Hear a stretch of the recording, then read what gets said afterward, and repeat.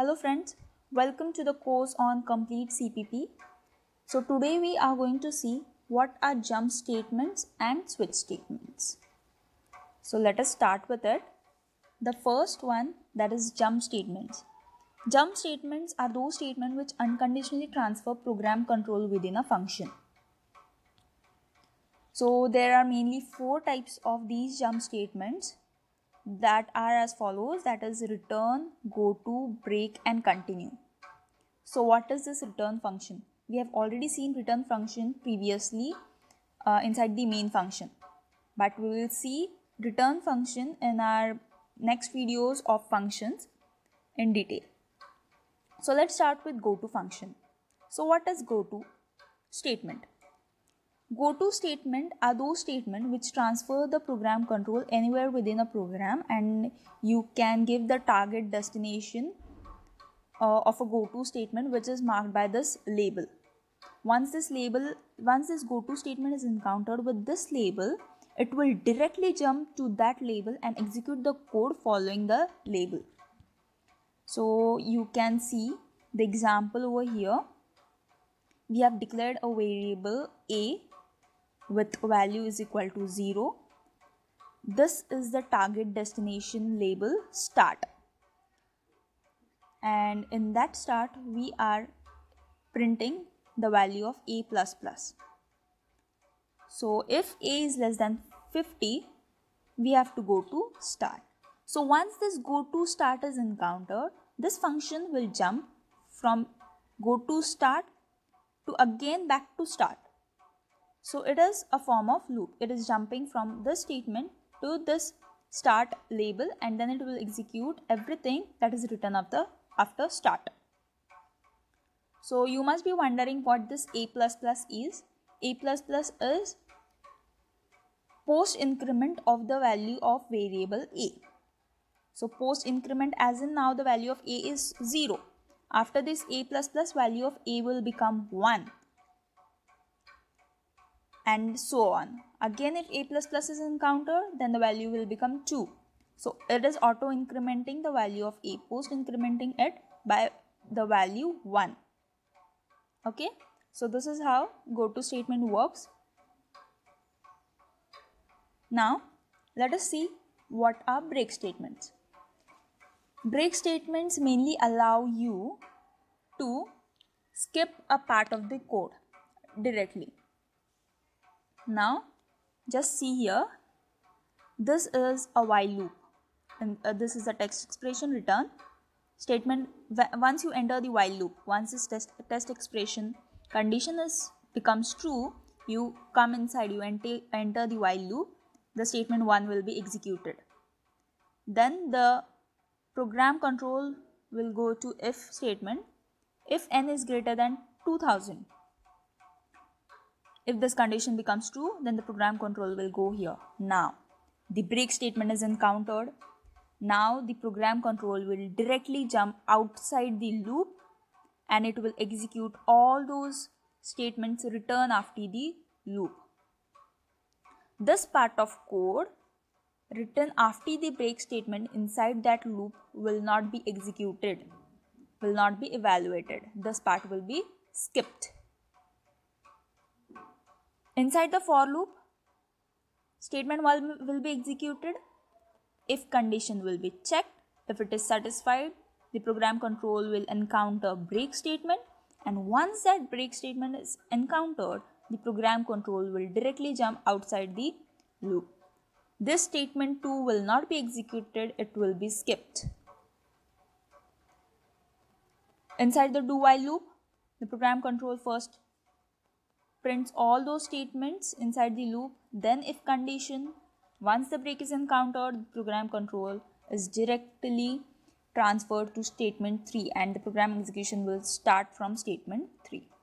So this is how break statement works, and this is how it jumps over the statements following the loop, and this is how it skips the rest of the code.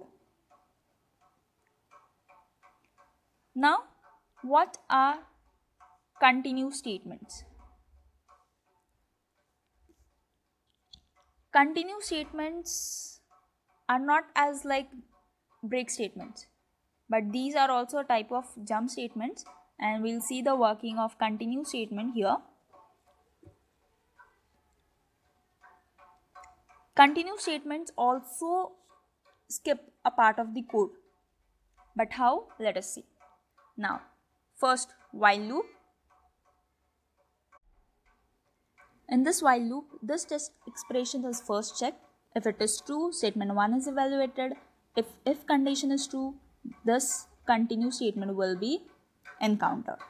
Then continue statement will jump from this statement back to the loop. So continue statement, instead of forcing termination, it forces the next iteration to happen. And it skips the rest of the code inside the loop. So this is how continue statement works. It forces the next iteration to happen, unlike break statement. Break statement directly jumps to the statement 3, but continue statement doesn't force the termination, it forces the next iteration of the loop. So inside this for loop, what will happen? Statement 1 will be executed. If satisfied, continue will be encountered, and this continue will force the next iteration, that is it will update the value of the variable I or any variable, and once it is updated, again it will check this condition. Once this condition is met, it will again start executing statement 1, if condition, and so on. So this is how continue statement forces the next iteration, unlike break statements. In this do while loop, what happens? The program is, this do while loop is exit control loop. So first all the statements will be executed. If condition, if met, continue is encountered, and then it will move to this test expression again, and this is how the loop goes on. So this is how the working of continue statements is.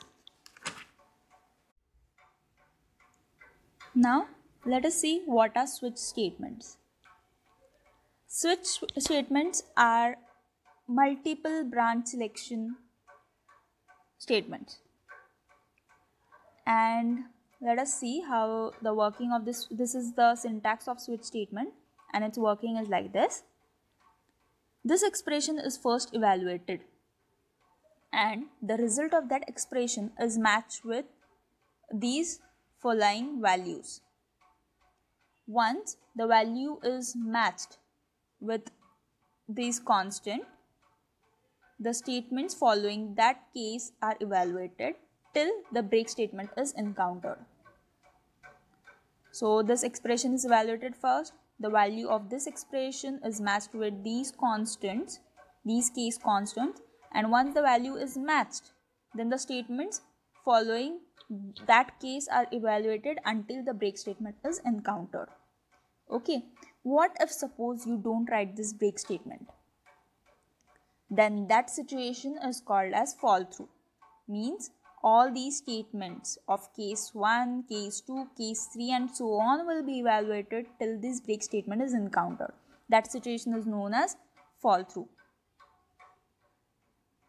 This is the default case. Default case is always evaluated if any of this case condition is, if any of these case value is not matched with the expression value, then this default case is evaluated and the statement following it will be evaluated, and then the loop ends. Once the break statement is encountered, the loop directly ends. So let us see an example on this switch statement, so you will get an correct idea. So this was the syntax we saw previously. So this is the example. I'll enter, you are asking the user to enter any of the number of the weekdays. That is, if you want Sunday, then you should enter 1. If you want Monday, you should enter 2. You are importing this date of week from the user. Now switch, this is DOW, means switch date of week, whatever you are entering. That is, if you enter 2, then switch 2 will be passed to that switch as a parameter, and then that 2 will be checked with any of these values in the following cases. Case 1, no, 1 doesn't match with the DOW value. So now again it will go to case 2. Yes, 2 value matches with the DOW. Then the statement following the case 2 will be evaluated. That is, Monday will be printed. Then what is the next statement after Monday? Break. Then break statement once evaluated, the loop ends and program ends. So this is how switch statements work. Please do remember this is capital S over here. Now what if you didn't write break statement over here? After Monday, after cout Monday, you didn't write break statement. Then Monday will be evaluated. Tuesday will be evaluated. And then break statement will be encountered and then the loop will end. So the statements, once this value is matched, the statements following that case till the break statement is encountered, the loop will go on printing or giving you the results and then the loop ends. So this is how the working of the switch statement is. I hope you liked my video. Thank you so much.